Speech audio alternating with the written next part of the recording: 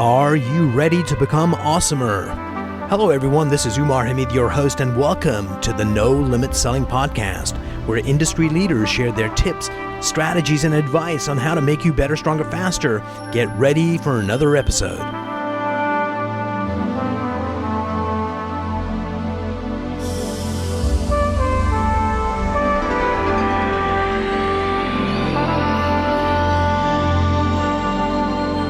Today, I'm privileged to have Brandon Bruce, the COO and co-founder of Cirrus Insight. Brandon, welcome to the program. Thanks a bunch for having me. Excited to be here. So, Brandon, in 90 seconds, kind of tell us who you are and what you do. Yeah, so Ryan Huff, my co-founder, and I started Cirrus Insight at the end of 2011, simply because Ryan saw a gap in the market. He saw a lot of people using Salesforce, growing platform for customer relationship management. And then a lot of companies starting around then started moving to the cloud. And that meant they were moving to Gmail. And there was no connector that would connect Gmail with Salesforce. You had all your customer communication happening in the inbox. Meanwhile, you wanted to capture that data into your CRM platform so you could track customers over time. Right. And so what we built is a little extension that fits in the Chrome and Firefox browsers for Gmail users that basically keeps you logged in and keeps Salesforce visible in the side panel of Gmail all the time. So you're constantly getting good information from your database, and then you can populate good information based on the conversations you're having back into Salesforce. And then since then, we've released mobile apps for iOS and Android, as well as a plugin and an add-in for Outlook users. So essentially, we're kind of the go-to company for inbox and calendar connectors for Salesforce. And you're doing pretty well. I was looking online, like you're number 41 in the Inc. 500, about $12 million in sales, 150,000 customers. So tell me, when the idea first came up, what made you decide to go down this path? And what was it like in the first months of trying to get this thing started? Yeah, interestingly for me, it was an easy decision to go down the path because Ryan and I go back a long way. We've known each other almost 20 years, so we were great friends in college. And so, when a college buddy calls you up, you're sort of intrigued as to what they're up to and how you can be a part of it. And two, I always wanted to be part of a startup. Ryan and I had done kind of projects together, but none of them had reached the level of a full-fledged company. And so when he called and said, "Hey, I'm starting to build this app, and I think it's an interesting space. Do you want to take a look at it? Do you think it'll have legs?" And so I got to essentially work the phones, right? Get out, call all the partners in the ecosystem, call potential customers, put up a one-page website to see if anyone was interested in being in the beta group of this little extension that would connect Salesforce with Gmail. And so we got about 1,000 people in that pilot group providing feedback. And it was based on that feedback that we kind of got the green light to launch, if you will. So the feedback generally fell into two buckets. One, this is really early. You've got a lot of work to do. There's a lot of features that you can and should add. And the second bucket was, and it's providing enough value today that you should launch it and we would pay for it. And so it was based on that second bucket of feedback, we decided, you know what, we should really get this out to market. And so I built out, a slightly larger, slightly more professional looking website. And as we got ready to launch that, I was kind of in a race to get it launched because I knew my son was going to be born any day at that time. Wow. And so I want to get it launched. So I launched at midnight. My son was born the next day. But even before it officially launched, Google had indexed it. We hadn't checked the box in WordPress that said, keep this website secret. And one of our pilot users found the new website, found the order page, and submitted an order. And we hadn't even tested that yet, but they tested it and it worked. So we got this alert on our mobile phone saying, hey, some money has gone into the bank account. And on the one hand, it's like, well, great, the website works. And on the other hand, we were like, well, we weren't going to charge our beta users yet. We wanted to say thank you for providing all the feedback. We were going to give them the app for another few months for free. Mm-hmm. So I called that user and said, hey, we can refund this. We're not going to charge you yet. We just want to say thank you. And they said, tell you what, I'm going to buy it in a few months anyway. And so why don't I just be your first customer? And that really gave us a big shot in the arm. Like, look, if people are willing to pay for it, they're getting enough value out of it where, they're willing to part with their money in exchange for the value the app's providing, we should get it out there to market. And so we did, and I'm glad we did. That was kind of the best decision we made. We were considering, wait for 6 months and put a bunch of new features in or launch today. And I'm glad we launched because it got us out first to market. We were able to book those first 500 customers, kind of start the cash flow machine. And that helped us establish that beachhead in the market before the first few competitors were able to get in, 3 to 6 months later. That's brilliant. So tell me about those conversations with people to get the first beta people to kind of give you some feedback before the product existed. Tell me about that process, because a lot of people would have, gotten 10 or 11, you got 1,000.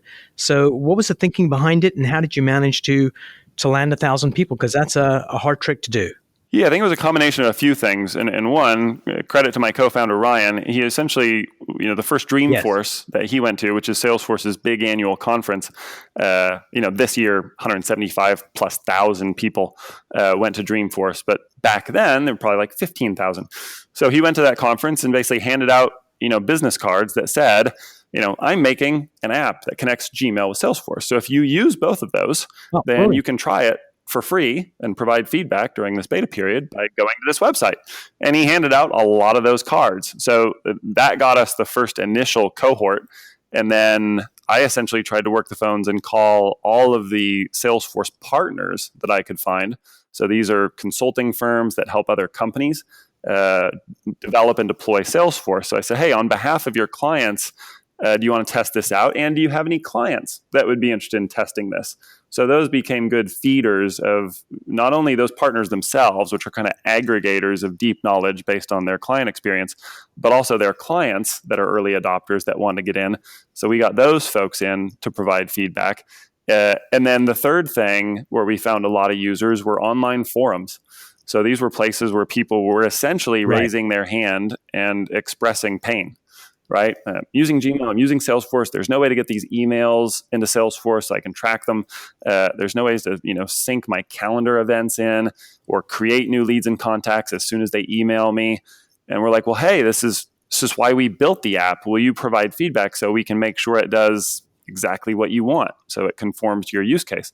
So the people on the forums are sort of like, oh, great. So someone out in the wide internet is listening, and I can be part of the process in crafting the app. So I feel like for those folks, both for the partners and for the people that were posting to forums, we gave them a voice early on in the product process. So they really, my hope is, they felt like they were really on the team, the product team. They were helping us to define and spec what would go into the product, what wouldn't, how would it work, what would it look like, by providing their feedback. And people enjoyed that, right? It's fun to be sort of on the ground floor of deciding how something will function.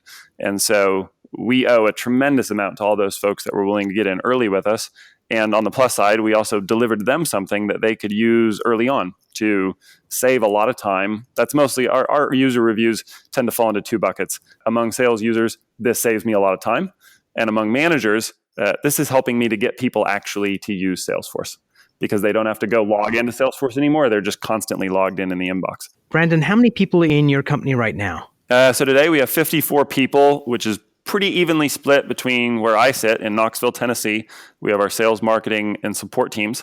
And then Ryan sits in Irvine, California, and runs our product team, which is product design, management, and engineering. So tell me, how many salespeople in the company? Officially, about 10 salespeople. You would call it more than that, closer to 15 if you consider that our customer success and our sales team, pure sales team, all do sales. The success team is involved in expansion, so add-on sales as well as upsells from one tier to another pricing tier. So tell me, when you guys started, was this just self-funded by you guys? Did you get investors in? And when did you hire the first employees? Yeah, so when we started, bootstrapped. Ryan and I ran it together, just the two of us for the first 9 months. So Ryan was heads down coding and architecting the app and incorporating all the feedback we were getting from the pilot users. Meanwhile, I was going back and forth between trying to get new sales, doing demos, supporting the customers that had come onto the platform, and then keeping the website up and trying to do kind of the basics of guerrilla marketing on essentially a zero budget. 9 months in, we had pitched to an interested strategic investor that had come to us and said, hey, we like the space and we like the app. We'd be interested in making an investment. And so that was the opportunity that we really took to write up the first formal business plan, to actually put pen to paper and say, this is our plan for the next year. If we had money, this is how we would spend it, and what order and what things would we prioritize. And we were going down that path with them. Well, then that company got acquired, which shut down all of their M&A and investment activity. So we said, oh, shoot, we were getting excited about the possibilities. Thankfully, those angel investors came behind and said, we like that plan that you developed for the strategic. We'll fund it. So 9 months in, we got some angel investors on board, which really helped on two fronts. Just A, we had money in the bank, which helped us even out kind of the ups and downs of cash flow, right? So one day we'd think we're really onto something, and the next day or week or month, we'd be like, shoot, is that it? Are those all the customers? What happened? So, cash flow was rocky. And so that helped us to kind of smooth out that cash flow, which then in turn gave us the psychological permission, if you will, to go out and hire the initial employees and feel like we could make a commitment to them, right? If they're going to come and really work hard with us, long hours, try to work smart, definitely work hard, then we'd be able to pay them every month. So having that money in the bank helped a lot with that. As you guys are thinking about the company, some people think about the culture and what they want the mindset of the people to be, somewhere in the future when they get to it. Did you guys give any thoughts to that before you started hiring people? How did you manage that, and how are you managing it now that you're a much larger company? Yeah, it's fair to say that we gave some thought to it. At the same time, the culture is largely infused, I think, by the founder's personality.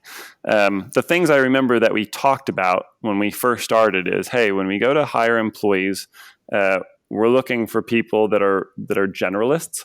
They're smart. They can do lots of things because we have lots of things that need to get done. So it's not just fitting into one small section of the company. It's the ability to dance between, hey, we're going to do sales, but if we also need you to help on the marketing side or support or QA of the product, that you can do that too. So we wanted people that were flexible, that were smart, that could apply their smarts to lots of different aspects of the company. Two, I remember that Ryan and I talked about, hey, it'd be great to find people that themselves are interested in starting companies, right? If they're an interested past founder, current founder, or future founder, then that's the type of person that we think would fit really well with us because we're founders, and so we can all learn from each other. And if they want to start their next company in 3 to 5 years, let's say, they can see the mistakes that we make and avoid them in the future, but then they can also see the things that work for us, and then that'll be a really beneficial experience for them. Meanwhile, they've contributed the great energy that a founder type brings to the organization. So that was kind of the profile that we looked for in our first hires. So how did you articulate that? Will you ask them, were you a founder? Because that's really intriguing, because a lot of times people are looking for the task at hand, and what you were looking for, what you've described is, hey, we're going to be in founder mode, which means a lot of shit needs to get done. So we need people that are generalists that can do stuff and have the mindset to shift. And then also, how do you, getting people that are thinking about founding companies brings a level of passion and energy that you wouldn't find in employees. So how did you ask people around that? Yeah, it's kind of an ownership mentality, right? And so all of our employees benefit from stock options, and that was true to the first employees, to the employees today. But yeah, it was a matter of looking through applicants if they were applying for the job. But of course, a lot of those early hires and still hires today, most of which come to us by referral. So, reaching out and having good relationships with the top local universities, University of Tennessee, Maryville College, have referred us a lot of their top students, but also top alumni. So we would ask, hey, are there folks that graduated in the last 5 years or so that have gone out, that have started their own companies, that are in on the ground floor of other companies that are interested in a change, right? Or have they exited their previous company? Or did their previous company not work out and they'd like to join ours because they're that type of person, right? They're not looking for, oh, that didn't work out, I need to go seek security and stability. It's like, oh, that didn't work out, but it was so exciting and awesome, and I want to try it again, and surely the next one will be a hit. And so through those referrals, we got a lot of the right people that had on their resume either, they've done something in the past, they're doing something now, but they'd like to pivot and do something else, which is join us, or that they have that interest in the future, right? Someone's just gotten their MBA, they're talking about founding something in the future. They're not really sure what that's going to be yet, which describes, I think, most of us, right? It's like we know we want to start something. We're not sure exactly what it is, maybe even what industry it's in, but the energy is there, and the idea that you're a generalist and you can add value in lots of aspects of a company is there. So we say, hey, join us for a while, for as long as we can keep them, to be honest, because we have had people leave, and many of those people have started their own companies. And that's that, so it's a double-edged sword. It's like we wanted those people, we got a number of them, and a number of them subsequently after 3 to 5 years did leave. And that's hard because we want to keep them, and we keep them as long as possible.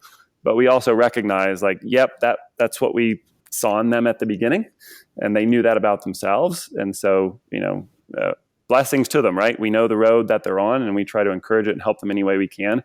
And they're often the folks that are able to, feedback loop to us and help us the most because they're 100% in the game. They're fellow founders. So, but yeah, I think that's an interesting thing. If you're founding, why not get a whole team of other people that are founders or like them? Tell me, oftentimes in larger companies, let's say, there are people in different departments, and different departments have different agendas. For your company, it's kind of small, but you have the product side of things, and you have the sales and marketing side of things that touch customers. How do you keep the two groups aligned so you guys are supporting each other, building products that are relevant to your community? Yeah, I mean, I think that's one of, if not the fundamental challenge of any software company, really any company in general, but I'll speak from the software perspective, is because that's what led to our initial reception and success in the marketplace, was that we had listened so much to all the feedback from those beta users that we were able to incorporate their top suggestions into the app. So we didn't need to say, this is something that Brandon decided was a good idea. It's like, nope, none of my ideas made it into the initial release of the app because we had plenty of ideas from people that really needed to use it. We've been able to add in our own personalities and our own ideas for some of the best features. But, if we're honest and we look back, it's the features that came to us in the idea forums that really defined the best possible use cases of the technology, and will continue to do so, I would submit, in the future. So to keep the teams aligned, for one, it is in our internal, kind of culture document on several different slides, but I think the one that resonates the most says, we have each other's back, which means for the customer-facing folks that, the product team, really through a concept of we consider kind of an internal SLA, a service level agreement, right? Product delivers to the rest of the company a product that is solid, right? When we say that we have a feature and that it works, that's a brand promise into the marketplace, and we need to be able to defend that promise and be able to go to customers and say, this is how it works, and it works like this every time, et cetera, et cetera. Meanwhile, we need to be able to defend the product when we're talking with customers. So if the customer finds a bug, which, spoiler alert, there's bugs in every piece of software, no matter how big the company is. You'll find them from time to time in Google products, Apple products, et cetera. And these are the best and brightest, biggest companies in the world. It happens. So, customer finds a bug, then we know how to handle that. We know how to get the feedback back to the development team and get that fixed or addressed or otherwise answer the customer's question. So, technologies we use, we're a big user of Slack. At the beginning, I was like, do we really need another messaging platform? But it has taken over for internal email for us, and it's been a great tool. We use Jira for managing the whole development pipeline, and that's been helpful just for visibility. The support team puts in the Jiras, puts in, here's the background, here's a video of what's happening, this is what we need to get addressed. And then meanwhile, engineering is able to come up with original ideas or original ways to solve problems. And that's an important thing, I suppose, to point out. The end user will sometimes say, I want to be able to do something. And I remember originally asking them, well, how would you like us to do that? How do you want to be able to do that? And the person said, I don't know. You're the ones that are making the software. Just enable me to do it, right? And so frequently there's I want to be able to do something, but I don't know how I want to be able to do it. Can you guys figure out a good way to present that from a user experience standpoint and get it into the app? So our engineering team is able to then send through a staging environment as well as mock-ups, et cetera. Here are some options. Here's how we can get there. And then we can take that through our success team to existing customers and through the sales team to prospects and say, what about this? You got 3 options. Are any good? Does one stand out? In which case we'll run with that one. So that's kind of the process in a nutshell that we use. Brandon, before we part company, I was looking at your bio, and there was something about ultra endurance events. Tell me about that. Yeah, so most recently, I did a great bike ride, what those of us in the cycling community would call an epic ride, from Knoxville, Tennessee, where I live, down to Daytona Beach, Florida. So it was 1,098 miles in 11 days. It commemorates the number of wins that Pat Summitt Oh, had when brilliant. she was the coach of the Lady Volunteers basketball team at the University of Tennessee. So they won, multiple national championships. One of the most famous coaches of all time. Wrote books. She's got the Pat's Definite Dozen that are used by lots of organizations around the world to kind of define excellence in culture. And so she passed away of Alzheimer's a couple of years ago. And so we did the ride to raise money for a big research initiative, the Alzheimer's Research Initiative at University of Tennessee Medical Center. We hit the road. So I've been a long-time cyclist. I've done a lot of endurance events over the years. When I lived in California, I did a lot of 200-mile races, lots of centuries, and then a race through Death Valley, which at the time was called the Furnace Creek 508. So 508 miles through the desert, which was pretty awesome. So this ride was great. We got one day rained out by Hurricane Michael. And so we actually took the ride indoors and did about 55 miles on a spin bike. So for those listeners that maybe do a spin class from time to time, we were in there for 2.5 hours to knock out 55 miles. And the scenery does not change. So I highly recommend biking outside. But if you do need to get inside, you can get a pretty solid workout that way, because there's no coasting and there's no drafting. You just have to knock out the miles. So we did that, and then we loaded up the other days with additional mileage. We did about 135 for 3 days in a row, made our way down to Florida and reached our goal. So anyway, a ton of fun and raised money for a good cause. So I was happy to be part of it. Brilliant. The one thing I'm taking away from this conversation, Brendan, is that the genius of what you guys have done is reach out to the audience and ask them what they really want. Is this a good idea? And if they want features changed, going back to them and saying, is this what you're thinking? Here's 3 ways to do it. Which one works best for you? And just having that finger on the pulse of your constituents allows you to be relevant and deliver high quality products. Do I have that right? Yeah, and I think it's fair to say it's kind of a return to basics, right? We all hear that advice pretty consistently, and we're all like, well, yeah, of course. But it turns out it's hard, right? Those are long calls. I mean, I remember spending 2-3 hours on the phone with one person, really trying to get to the bottom of what they wanted to see, because sometimes it's hard if people haven't thought of it before. The initial reaction is quick answers, right? Hey, would you like the app to be able to do this? Yeah, sure, why not, right? The more, the better. But it turns out, after a couple hours, they might backtrack that and be like, actually, that could be kind of complicated for our users. We might want to keep it simple, right? And less training for us, and it'll Right. be easier for our users to adopt it. So then you've kind of come full circle. So it's being willing to have those longer, getting into the weeds conversations with possible customers and partners that I think gave us the best information, and that continues to be true today. And then, of course, the really high level proviso is, it sounds good when they come back to you and say, oh, this is great, we'd like to buy that. But you're also going to get a lot of the opposite reaction. I don't like that. I don't like the color you chose for that. I don't like the way it loads. Took too long, took too short.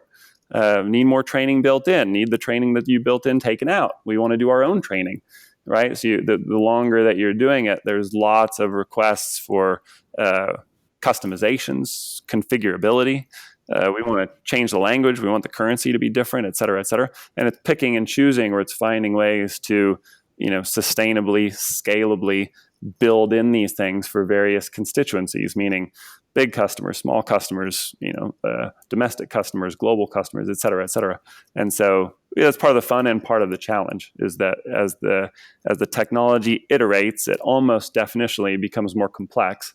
And therefore, you have to be careful about what you put in it, what you take out, because anything you put in, you're probably going to need to support that forever going forward. And so it's making that kind of heads up decision. Hey, we're going to release this, and so be ready to support it possibly till the end of time. Brandon, thanks so much for sitting down with me. It was a great conversation. Yeah, pleasure to be with you. If anyone listening is curious, if you find yourself in Knoxville, Tennessee, they can join us for a Friday company lunch. And if they want to check out the app, it's just at cirrusinsight.com.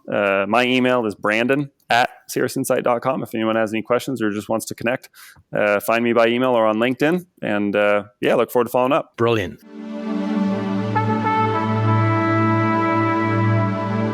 If you enjoyed this episode, please go to iTunes and leave a 5-star rating. And if you're looking for more tools, go to my website at nolimitselling.com. I've got a free mind training course there that's going to teach you some insights from the world of neuro-linguistic programming, and that is the fastest way to get better results.